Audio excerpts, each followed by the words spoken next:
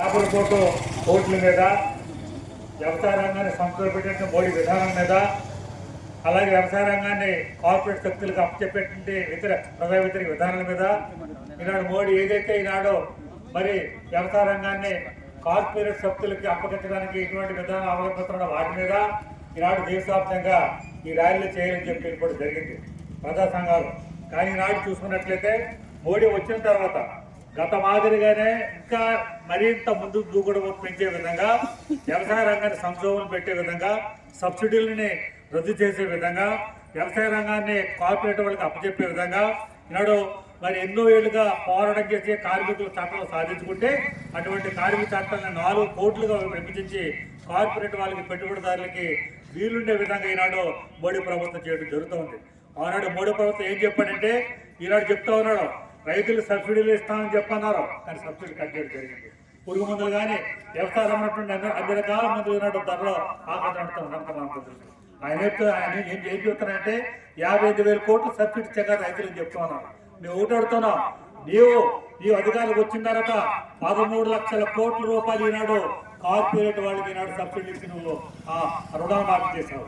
అంతేకాదు 10 లక్షల కోట్ల రూపాయలు ఈనాడు పెట్టుబడిదారులకి కార్పొరేట్ వాళ్ళకి నువ్వు మరి సబ్సిడీలు ఇవ్వడం జరిగింది.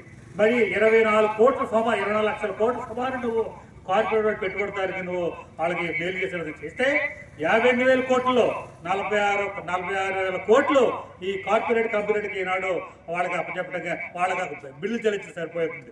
ఓన్లీ 12,000 కోట్లు మాత్రమే ఈనాడు రైతులకు ఇవ్వడం జరిగింది.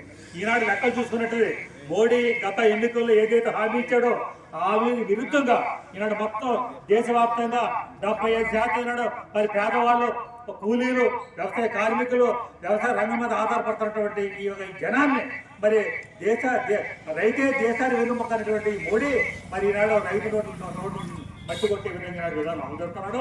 ఈ విధానాల మీద మరి దేశవ్యాప్తంగా మరి మీకు తెలుసు సంవత్సరం పైబడి పార్లమెంటు 4 చట్టాలు ప్రవేశపెడితే మరి ఈనాడు పంజాబ్, హర్యానా ఏదైతే హరితీర్పులు వచ్చినటువంటి వ్యవసాయ రాష్ట్రాల్లో రైతాంగంలో తిరగబడి ఈ చట్టాలు మాకు నష్టం, ఈ చట్టాలు రైతాంగాన్ని సంస్కరించే చట్ట విధానాలు, అలాగే ఈ చట్టాలు వ్యవసాయ రంగాన్ని మొత్తం నాట్య విధానాలని చెప్పేసి సంవత్సరం పైబడి పోరాడు చేస్తే గచ్చింతలేక అన్ని రాజకీయ పార్టీలు మోడీ విధానం వ్యతిరేకించిన సందర్భంగా ఆ చట్టాలను తీసుకోవడం జరిగింది. అయినప్పుడు కూడా ఈనాడు మోడీ మరలా అధికారులు వచ్చిన తర్వాత మొత్తం ఒక మాట చెప్పాలంటే దేశవ్యాప్తంగా ఉన్నటువంటి కార్పొరేట్ శక్తులు ఈనాడు మోడీ ఆ కబంధాలు చిక్కుపోయాడు. ఈనాడు ఒక మాట చెప్పాలంటే ఎవరైతే మోడీకి సపోర్ట్ చేస్తారని ఆంధ్రప్రదేశ్ లో చంద్రబాబు నాయుడు కానీ అలా పవన్ కళ్యాణ్ గారు కానీ అడుగుతా ఉన్నా వెళ్తాను కదా, మీరు మోడీకి జతకట్టారు, మీరు కూటమిలో ఉన్నారు, మీరు వచ్చిన తర్వాత ఈ రైతులకు కానీ రైతాంగాన్ని కానీ మరి ఈనాడు మెట్టలకి అంగాబిల్లులో చీలిపడ్డమని కోరుతా ఉన్నా. ఎందుకు నువ్వు మోడీని ఈ రైతులకి సబ్సిడీలు ఇవ్వండి, రైతులకి చట్టాలు చేయండి, సమగ్ర శాసన చట్టం చేయండి, ఎందుకు నువ్వు అడగపోతానని చెప్పేసి ఈనాడు పవన్ కళ్యాణ్ మీ చంద్రబాబు ఆటం జరుగుతుంది.